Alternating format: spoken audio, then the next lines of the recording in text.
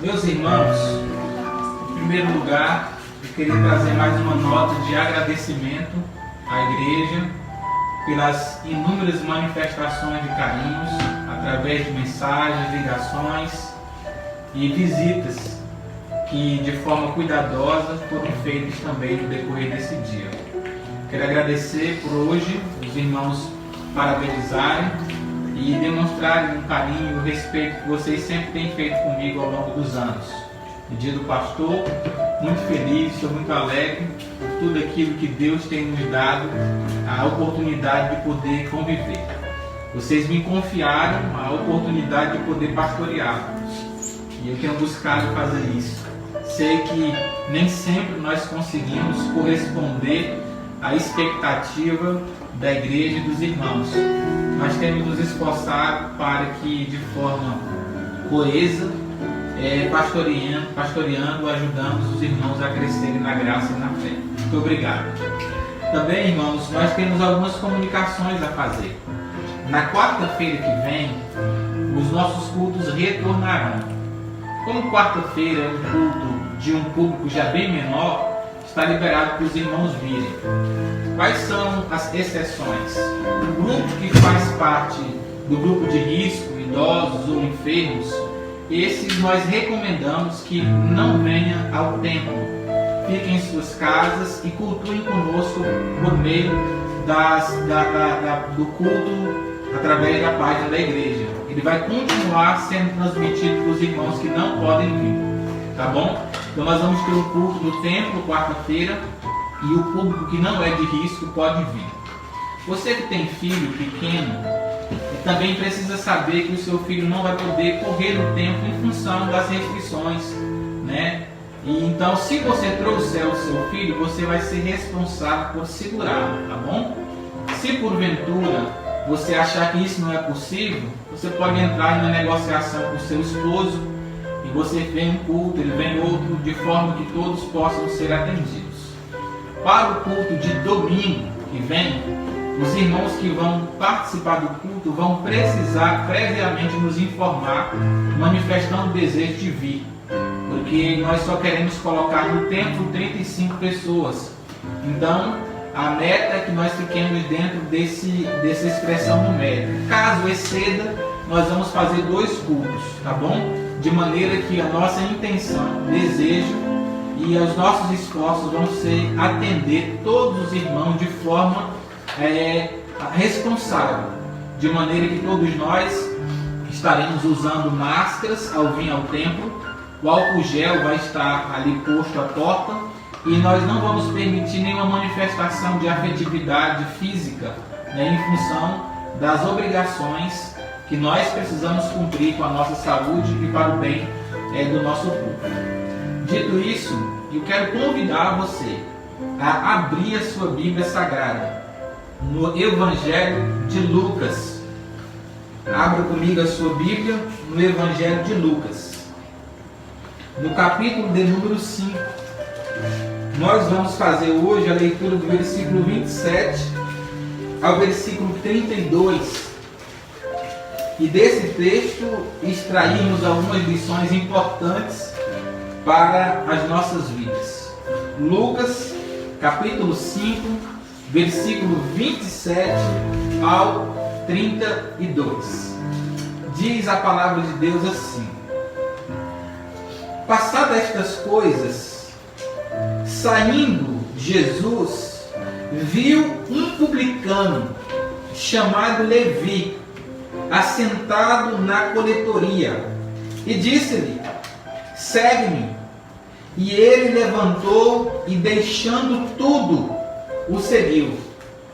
Então lhe ofereceu Levi um banquete em sua casa, e numerosos publicanos e outros estavam com ele à mesa.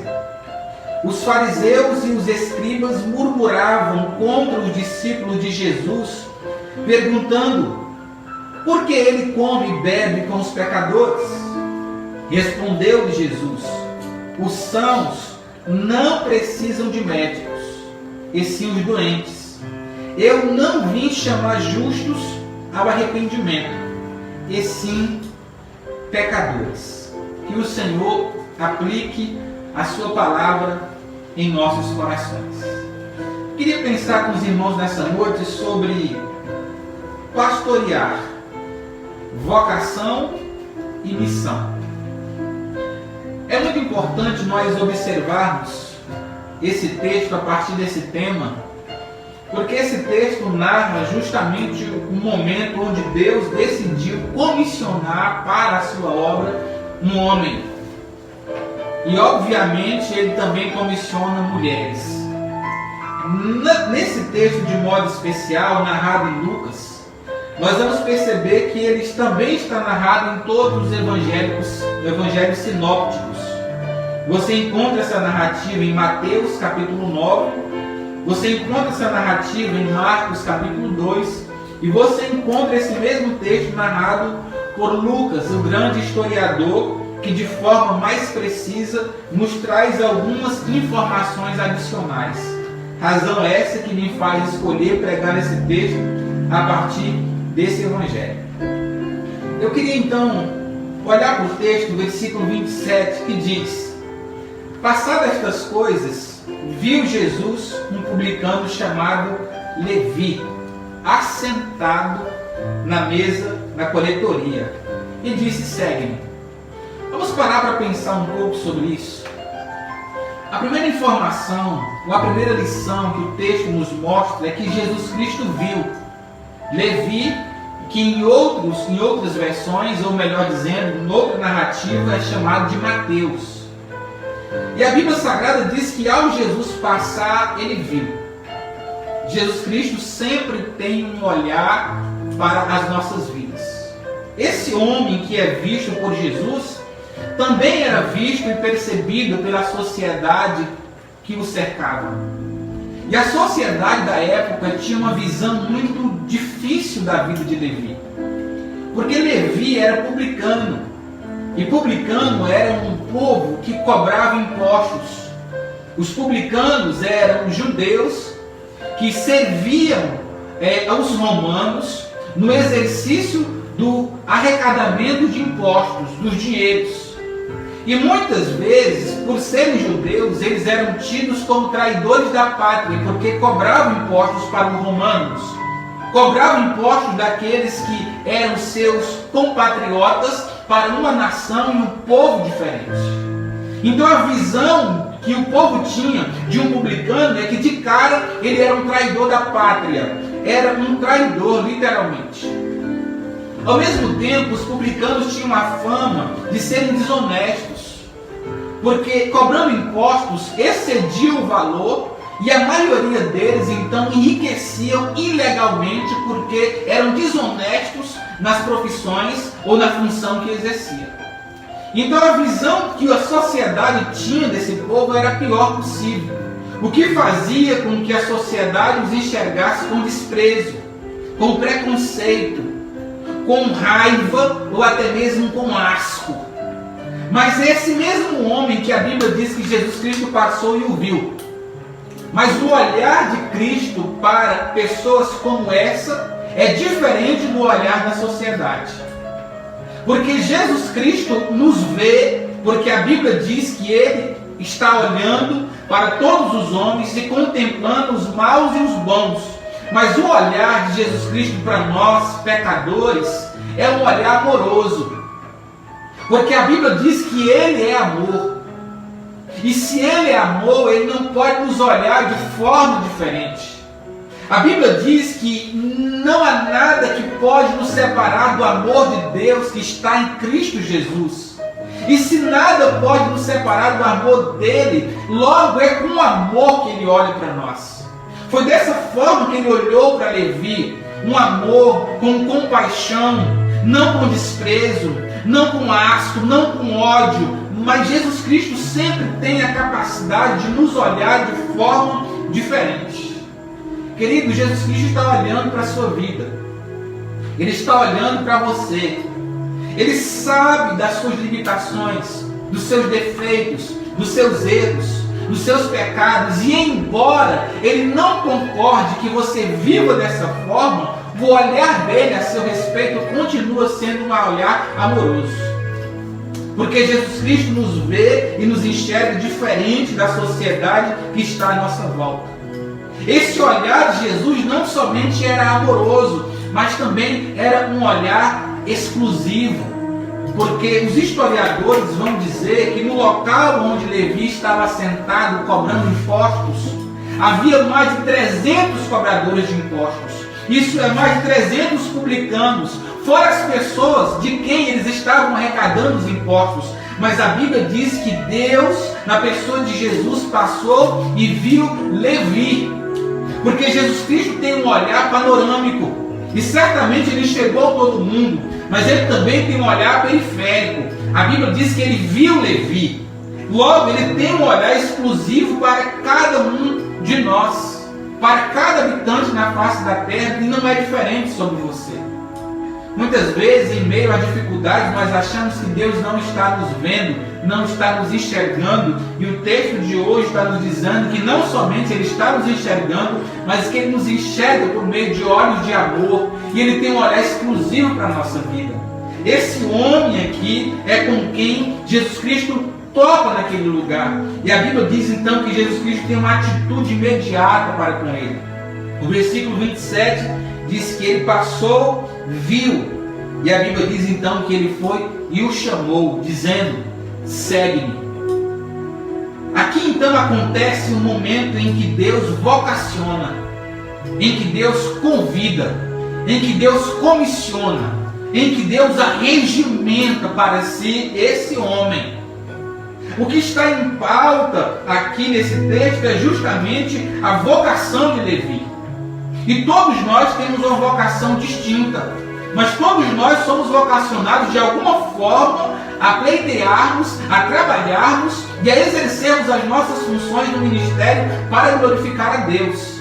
A Bíblia diz que Deus o chamou, e o que está em pauta em primeiro lugar é isso: é Jesus quem chama, é Ele quem nos chama.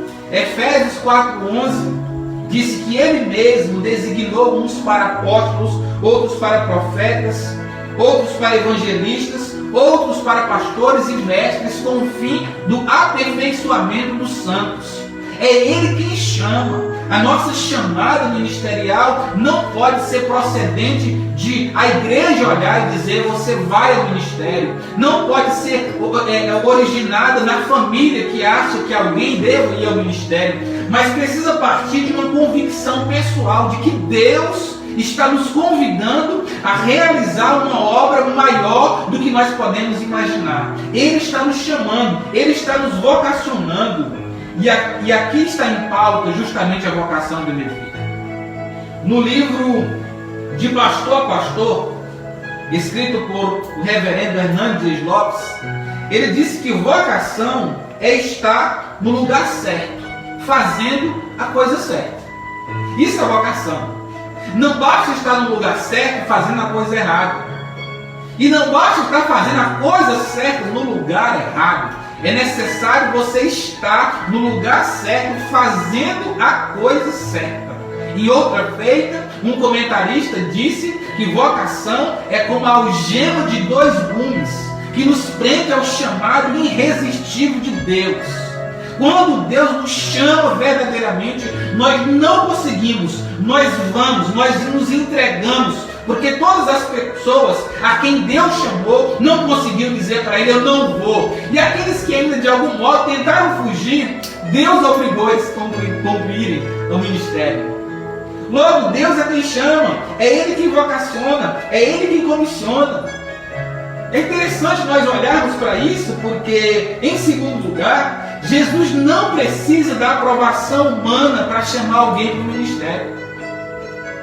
Tenha certeza absoluta que se nessa época Jesus Cristo colocasse em votação: eu chamo ou não chamo Levi para o ministério, a sociedade inteira, assim como os religiosos, diria: não, ele não é apto para isso. Mas Jesus não precisa da aprovação do homem, porque vocação tem a ver com o coração de quem é chamado e com o coração de quem chama. Se você olhar 1 Samuel, capítulo 16, versículo de número 8 a 10, a Bíblia diz que Deus encaminha o profeta Samuel à casa de Jessé. para poder chamar ali um daqueles que iria reinar sobre Israel. E a Bíblia diz que o profeta se enganou, porque os filhos de Jessé, cada um mais bonito do que o outro, ia passando, e de repente chega alguém de porte elevado. E Samuel diz: certamente é esse homem. E Deus respondeu para Samuel: não atentes para a sua aparência, porque eu o rejeitei. Porque vocês olham o exterior, mas eu olho o coração. Logo, Jesus Cristo estava dizendo que a vocação tem a ver com o coração do homem. Não tem a ver com talento, não tem a ver com boa oratória. Em primeira instância, não tem a ver se é bem formado. Embora tudo isso possa ter o seu grau de importância, e sei que tem, não são essas as razões que faz Deus chamar alguém para a sua obra. Ele olha para o nosso coração e depois que enxerga quem nós somos por dentro, decide chamar ou não chamar. No caso do texto, Deus chamou Levi, aquele que a sociedade certamente reprovaria, mas que Deus não tem que ter a aprovação da sociedade para chamar as pessoas a quem Ele quer usar. Ao mesmo tempo, Jeremias capítulo 3, versículo 15, o texto diz: dar-vos-ei pastores, segundo o meu coração. Logo, vocação tem a ver com o coração, de quem chama e de quem é chamado. Homens do coração de Deus são chamados para exercer o ministério que Deus deu. Certa feita, alguém me procurou, afirmando que achava que tinha sido vocacionado ao ministério pastoral. E aí me procurou naquela época para eu poder ajudá-lo a entender se tinha sido ou não tinha sido. E eu faço sempre uma pergunta básica: por que você acha que Deus chamou você? Para a pessoa refletir e responder a partir da sua experiência como foi a sua chamada ministerial. E naquela ocasião aquele rapaz disse para mim: olha, eu não gosto de estudar. Minha mãe quer que eu faça faculdade e eu não gosto, não é a minha praia. Ao mesmo tempo, sabe, eu não tenho nenhuma profissão. Então, por não gostar de estudar e não ter nenhuma profissão, eu acho que eu nasci para ser pastor. Na concepção daquele rapaz, se você não estuda e não trabalha, então tem que ser pastor. Ele não compreendeu nada. Porque quem pastoreia tem que estudar muito e tem que ter disposição para trabalhar muito. Embora o trabalho pastoral seja distinto dos demais trabalhos. Porque nós trabalhamos enquanto nós oramos pelo rebanho. Nós trabalhamos enquanto nós tentamos restaurar um casamento que está fragmentado. Nós trabalhamos quando nós aconselhamos um jovem ao caminho da pureza, ao caminho do desenvolvimento, ao caminho da felicidade a partir de quem Deus é. Nós pastoreamos quando nós paramos para abrir a Bíblia e preparar um sermão para alimentar o rebanho. Nós trabalhamos quando pregamos esse sermão ao rebanho que Deus nos confiou. Logo, há muito trabalho a ser feito. E pastorear é trabalhar. O grande detalhe: o nosso trabalho é espiritual. Aquele jovem não entendia isso. E infelizmente, há muitas pessoas sem conhecimento bíblico que também pensam acerca do pastorado a mesma coisa que aquele jovem pensava. E eu disse para ele: meu filho, caça outra coisa para fazer. Se você não quiser estudar e trabalhar, certamente o ministério pastoral não é um lugar para você. Deus não chamou desocupados e preguiçosos para o reino. Deus chamou gente que estava trabalhando, ocupados e comprometidos. E Deus não mudou a sua estratégia. Agora eu oro para que Deus chame mais Levis. Dá para compreender por que Deus chama um cara que era tido de tanta má reputação? É porque entre o processo de chamar e o exercício do ministério, há o processo de transformar. Deus não somente viu, Deus não somente chamou, mas não tenha dúvidas, Deus transformou a vida de Levi. Levi foi transformado. E depois de algum tempo você iria receber em suas mãos o Evangelho de Mateus. Escrito por quem? Escrito por Levi. 28 capítulos da Bíblia de forma tão bem escrita, de forma tão bem precisa, nos ensinando o caminho da fé. O Sermão da Montanha, registrado no Evangelho de Mateus, que nos ensina de forma tão profunda o Evangelho. Eu não consigo imaginar a Bíblia escrita sem Mateus 6,33, que diz: buscai, pois, em primeiro lugar o reino de Deus, e a sua justiça e as demais coisas vos serão acrescentadas. Sabe por que esse versículo está aqui? Porque Deus viu, Deus chamou, Deus transformou e Deus estava usando Levi para glorificar o seu nome. Esse é o mesmo propósito de Deus a respeito da sua vida.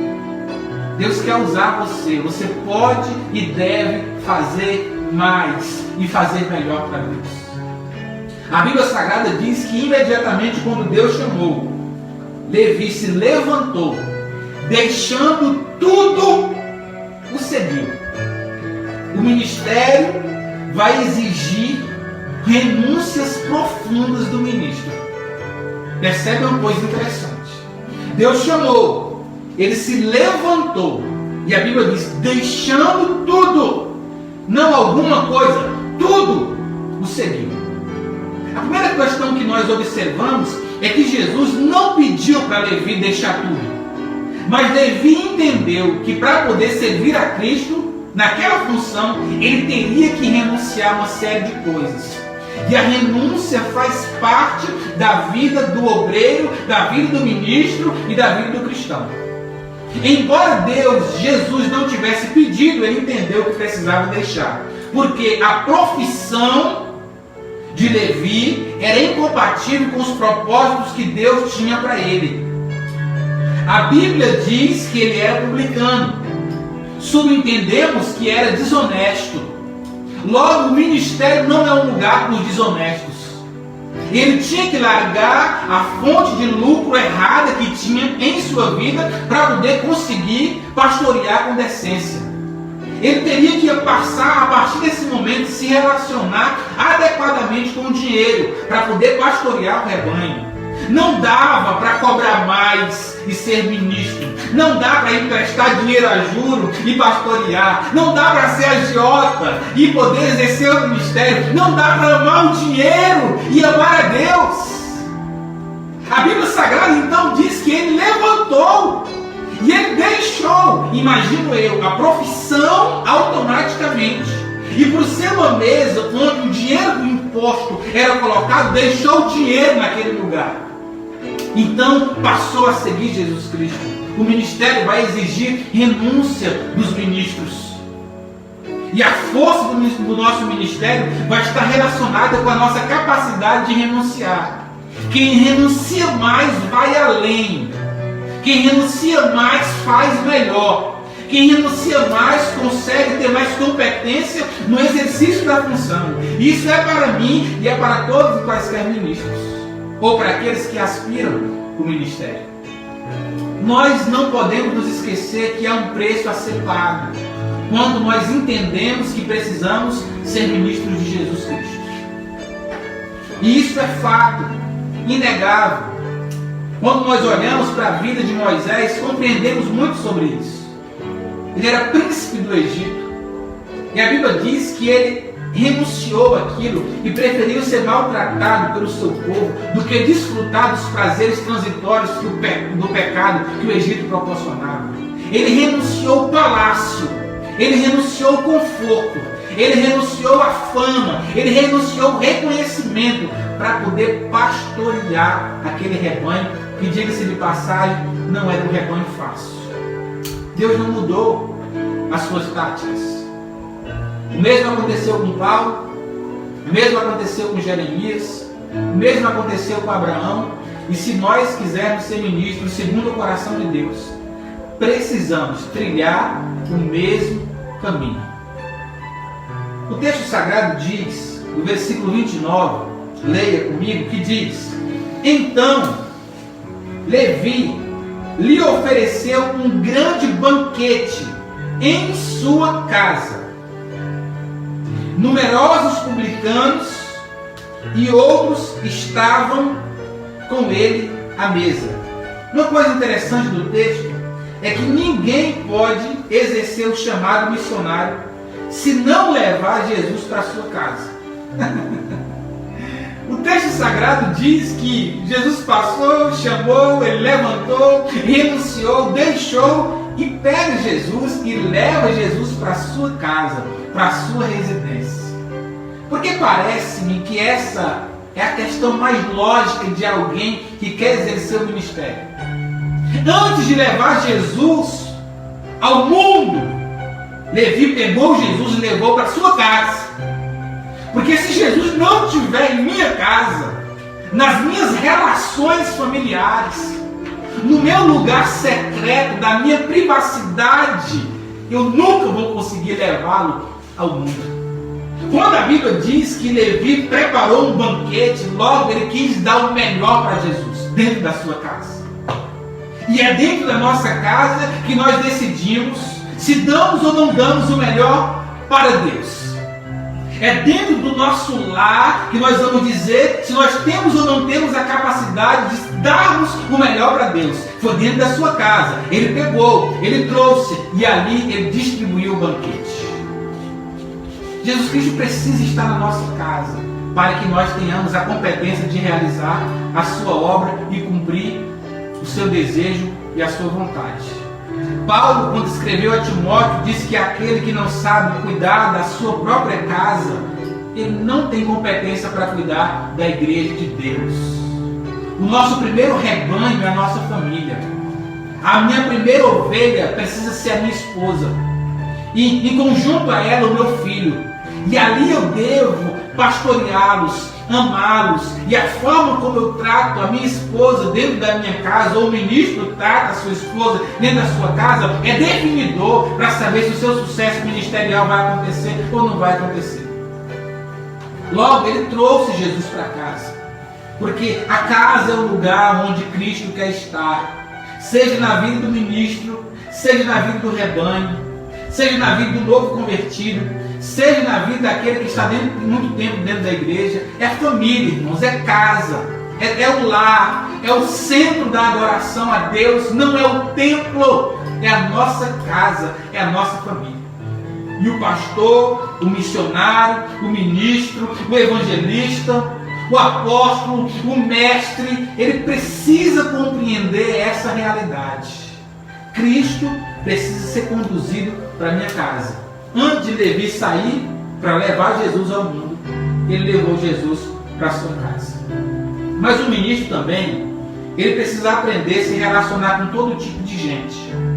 Vamos olhar o versículo 30, diz. O versículo 29 diz que os publicanos estavam com ele à mesa.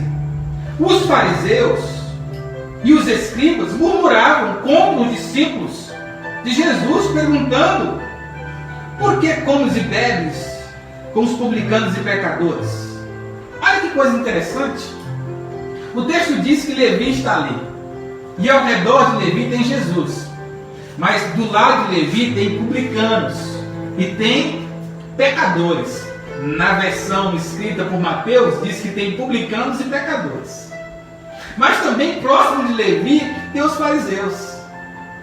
Quem pretende ir ao ministério precisa aprender a se relacionar com esse todo tipo de gente. Uma mesa composta por publicanos, pecadores e Jesus. Sabe, irmãos, nós precisamos olhar e tirar dos nossos olhos a trava do preconceito. Perceba comigo que esse Levi, que precisava se relacionar com esse tanto tipo de pessoa, estava tendo como modelo diante dele Jesus. Se Jesus então senta com pecadores, Levi diria: eu também sento. Se Jesus se relaciona com os publicanos, eu também me relaciono. Se Jesus então conversa com os fariseus e se relaciona com os fariseus, eu também me relaciono. Porque o método do ministério precisa ser levado em conta o que Jesus Cristo fez. Jesus Cristo não sentou com os publicanos para poder fazer o que de errado os publicanos faziam. Jesus não andava com as prostitutas para cometer o erro que elas cometiam, mas para poder conduzi-las ao caminho de pureza. Jesus Cristo não sentou com os fariseus para se tornar fariseu, mas para mostrar um caminho melhor aos fariseus, que era não o caminho da religião, mas o caminho do próprio Cristo. E isso precisa ser levado em conta. Percebe uma coisa, que os publicanos não se queixam e não brigam com Jesus. Os pecadores não se queixavam, não brigavam e nem tentavam censurar o ministério de Jesus. Sabe quem era que estava reclamando do ministério de Jesus? Só os religiosos da época. Era só os fariseus. Aqueles que encenavam em público o que não praticavam em secreto. Aqueles que demonstravam nas suas vestimentas um contraste exato com aquilo que tinha em seus corações. Esse grupo, sim, de religiosos, deu muito trabalho para Jesus. Isso não mudou, irmão. São os religiosos que continuam a tentar censurar os ministérios. Agora Levi vai se relacionar com os pecadores, porque se o Cristo dele fazia isso, ele também tinha por fazer. Jesus Cristo, conhecendo o coração daquele povo, disse: os sãos não precisam de médico, e sim os doentes, pois eu não vim chamar justos ao arrependimento, mas sim para aqueles que estão enfermos. Olha que coisa interessante, irmãos. Na concepção do Evangelho, Jesus é médico. Na concepção do Evangelho, todos aqueles que por Cristo não foram alcançados são os doentes. Jesus Cristo, sendo luz, não foi para o meio das luzes. Ele, sendo luz, ele foi introduzido em meio às trevas, para poder dissipar as trevas e apontar um caminho melhor para aquele público, a saber, o caminho do céu. Logo, a igreja precisa compreender esse fato. Nós precisamos compreender o fato de que nós somos enviados aos pecadores. A igreja não precisa se separar do público que pensa diferente, que não se enquadra na nossa mentalidade, que não está amoldurado às nossas próprias vontades. Não! Nós vamos nos relacionar com esse povo. Nós vamos amar esse povo. Nós vamos nos aproximar desse povo. E nós vamos resgatar esse povo para Cristo Jesus. Eu costumo dizer, não poucas vezes, que o Evangelho ele não é preconceituoso. Mas os evangélicos muitas vezes são. Recentemente nós celebramos a data da consciência negra. E ainda tem muita gente preconceituosa, travestida de evangelho, dentro das igrejas, e não compreendendo que esse padrão é antagônico ao padrão de Cristo. Nós precisamos olhar para o Evangelho como Cristo está nos ensinando, trilhar esse caminho, cumprirmos a vontade de Deus, sermos ministros aprovados e realizarmos com precisão aquilo que Deus deseja e aquilo que Deus quer. Eu quero terminar essa minha reflexão lendo com os irmãos um texto de 1 Timóteo, capítulo de número 1, versículo de 12 ao versículo 17. Por que eu vou ler esse texto? Porque hoje falo sobre vocação, chamado e missão. E Deus me outorgou o privilégio de poder pastorear. E quando eu paro para pensar em um texto que tem muito a ver com a minha vida, esse texto me vem à mente. Porque a história de Paulo aqui retrata com precisão a história de muitos ministros. Perceba, Jesus Cristo parece que chamava gente complicada para o ministério, para transformá-los e depois usá-los. E Paulo então, relatando o seu comissionamento, diz para nós aqui no versículo 12 do capítulo 1 de 1 Timóteo em diante: eu sou grato para com aquele que me fortaleceu, Cristo Jesus, nosso Senhor, que me designou, me considerou fiel, designando-me para o ministério. A mim, Paulo, que noutro tempo eu era blasfemo e perseguidor e insolente, mas eu obtive misericórdia, Pois tudo aquilo que eu fazia na incredulidade, não conhecendo o propósito de Deus. Mas transbordou, porém, a graça do nosso Senhor com a fé e o amor que há em Cristo Jesus. Fiel é a palavra e digna de inteira aceitação, que Cristo Jesus veio ao mundo para salvar os pecadores, dos quais eu, Paulo, sou o principal. Mas por esta mesma razão me foi concedida misericórdia, para que em mim, o principal dos pecadores, evidenciasse Jesus Cristo, a sua completa longanimidade, e servisse eu de modelo a quantos hão de crer e receber a vida eterna. Assim ao Rei eterno, imortal, invisível, Deus único, honra e glória, pelos séculos dos séculos. Amém. Meus irmãos, que texto fabuloso. Paulo está dizendo que a chamada dele não tem a ver com ele. É fruto da graça de Deus. Paulo está dizendo que Deus o chamou, apesar de quem ele era, antes de ser um blasfemo e perseguidor. Mas Deus o resgatou, Deus o chamou, Deus o tratou, Deus o levantou e ele serviu de modelo para quantas outras pessoas fossem crer em Jesus. A minha oração é que nós compreendamos que chamado não tem a ver com o que nós fazemos. Chamado tem a ver com quem nós somos aos olhos de Deus. Deus quer, deseja e fará nesse tempo com que muitos outros obreiros se levantem, digam eis-me aqui e consigam contribuir com a expansão do reino. Cada um de nós dentro das nossas próprias limitações. E nós diremos como Paulo disse, graças a Deus, que Ele me considerou fiel. Que Deus abençoe a sua vida. Que Deus nos ajude a zelar dos vocacionados. Que Deus nos ajude a não afogarmos as vocações das pessoas.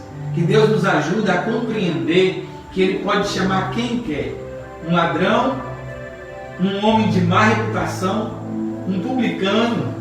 Ele pode chamar, como chamou um assassino Moisés.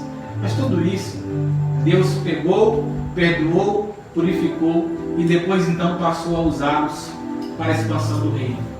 Deus abençoe a sua vida, Deus abençoe a sua história, e se de alguma forma Deus tem incomodado o seu coração acerca do ministério, abra o seu coração para Ele.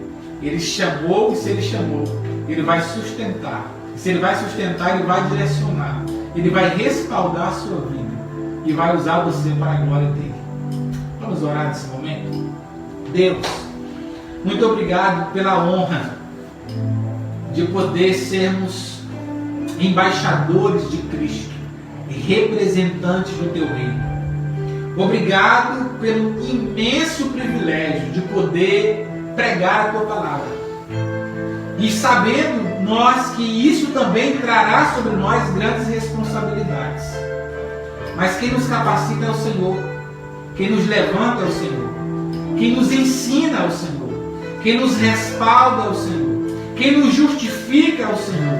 E foi o Senhor quem disse que iria estar conosco todos os dias até a consumação dos séculos.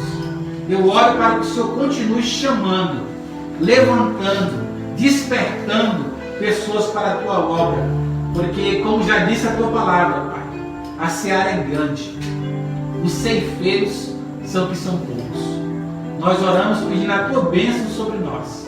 Em nome de Jesus Cristo. Amém.